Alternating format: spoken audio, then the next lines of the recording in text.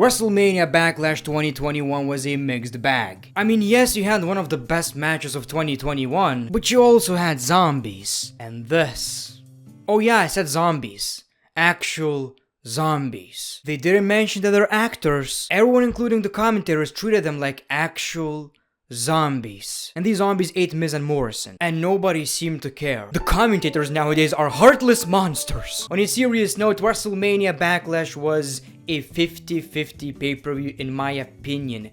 While we didn't get anything that special, we got one great match and everything else was just kinda enjoyable but not memorable. Like, the only thing I'll remember about, well, I'll remember two things. I'll remember Reigns versus Cesaro, which are goddamn right, I'll remember the zombies. I didn't expect this pay-per-view to be anything special, so I'm not gonna complain, but if I would have to nitpick, I would say that it was rather predictable, and most of the matches had some of the most obvious outcomes imaginable. Just WWE playing safe as usual, and it's kinda getting annoying in my opinion. But oh boy am I excited about this. So let's review WWE WrestleMania Backlash 2021. The first match was the Raw Women's Championship match. The champion Rhea Ripley versus Asuka versus Charlotte Flair. Charlotte Flair paying tribute to Brock Lesnar was just wholesome. You love to see it. If I don't care about a certain rivalry, you can have the best match in the world, I probably won't really care. It was hard for me to get emotionally invested in this match. I just saw a bunch of moves. I'm sure some of you can understand what I'm trying to say. The whole thing just under-delivered. Raw Women's division has a lot of great talent. It just sucks though, and I don't know why. So the match wasn't bad, but like I've said, when I don't care, I just see a bunch of wrestling moves. You know what I'm happy about though? We were about to see the same spot we see in every damn triple threat match. I was watching that match with my wife and I was like, okay, here we go again. Okay, I was wrong. They didn't do that. But they teased the same spot we see in every goddamn triple threat match. And of course, as expected, Charlotte Flair wasn't the one who got pinned. We got Rhea Ripley's finisher. 1, 2, 3, Rhea Ripley retains the championship. Charlotte is angry. Like I've said, maybe except for two matches, every other match had a very obvious outcome. As usual, WWE playing safe. They're playing safe, but they have a show called Raw. That was a sex joke. Then we saw Ziggler and Rude versus Rey Mysterio and Dominic Mysterio. Dominic Mysterio was injured, so Rey Mysterio decided to wrestle on his own. So it was a handicap match, but Dominic Mysterio can still return. I think it was great for the sake of a story, but I wish Dominic still participated in the match, but he wasn't doing anything because Rey Mysterio doesn't want his son to get hurt. It would achieve the same thing, except it would make a lot more sense. So one thing that you probably noticed is Pat McAfee calling Robert Roode Bobby Roode like, I don't know, 12 times during the match. I'm listening to this and I'm like, okay, waiting for Michael Cole to say Robert or Bobby, so I just know what's his name right now. I mean, maybe WWE changed it, but Michael Cole kept calling him Rude, which doesn't answer the question. I checked WWE.com and he still called Robert Roode. With all the rumors of Vince McMahon screaming to your ear, I'm surprised he didn't say anything. So it was a very entertaining match, you know, we saw Rey Mysterio being an underdog again, but then we saw Dominic, and of course we even got Dominic Mysterio in action. So we finally got that moment. 619, a tribute to Eddie Guerrero with a frog splash. 1, 2, 3, we have the new SmackDown Tag Team Champions for the first time, father and son being Tag Team Champions in the WWE. And it was pretty emotional. It seems like Rey Mysterio is actually enjoying this a lot more than a World Championship, or at least he's enjoying it a lot more than he would enjoy a World Heavyweight Championship, and I get it. I mean, that's really, really cool. Rey Mysterio kept saying God is good.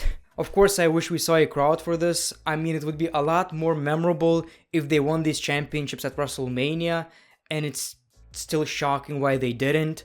But that was quite a moment and one of the highlights of the show. This match and the main event were the absolute highlights. We saw Damian Priest versus The Miz in a Lumberjack match. So before the match, John Morrison was looking for the Lumberjacks. Turns out it's a bunch of zombies. The Miz doesn't believe, but then he was proven wrong because we got zombies, literal zombies. They were afraid of these zombies. During the match, we saw Damian Priest and The Miz teaming up against the zombies. Yes, we saw the goddamn zombies in a match. I'm not even joking. Yeah, man, that really sucked. I mean, it looked cool. The acting was tremendous by the zombies.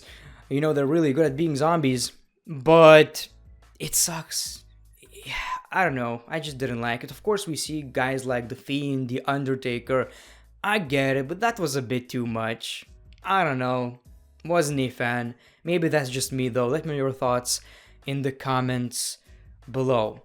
I think it sucked. John Morrison got eaten by the zombies. Miz gets distracted, as you would when your friend is getting eaten by zombies.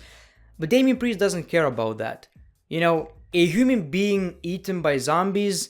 I better win a match. The whole match was basically a movie promotion. Then we saw the SmackDown Women's Championship match, Bianca Belair versus Bayley, and the match itself was alright. Nothing memorable, of course. It's exactly what you would expect. A filler type of match for a filler type of story, unfortunately. I mean, let's be fair, the finish was supposed to look cool, but then this happened. So she was trying to pin Bayley with her hair, but Bayley basically gets the hair out of the way, but still holds her legs up and pretends that she got pinned. And it was so confusing, weird, and it's kind of unfortunate. That's the only thing people will remember about this match. That's really unfortunate. That really sucked. We saw the WWE Championship match. Bobby Lashley versus Braun Strowman versus Drew McIntyre. Seems like Bobby Lashley is keeping that title. So during my Raw review, I said, is that a mistake? Did he lose a part of that red swoosh? Or did he get a custom championship? I mean, he's the almighty, his entrance is all golden. Maybe they decided to do the same with the championship. It seems like it was intentional because not only did he keep the championship, they did a close-up. You know, if they were trying to hide it, they wouldn't do a close-up.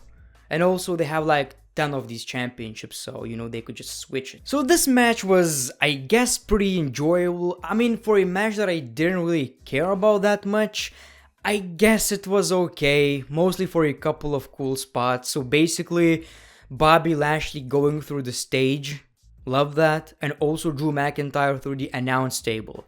That was pretty nice. Oh, and also Drew McIntyre being an absolute superman. Drew McIntyre can lift a train. Again, WWE playing safe. Claymore to Braun Strowman, Bobby Lashley returns, spear, and wins the match. It's so obvious.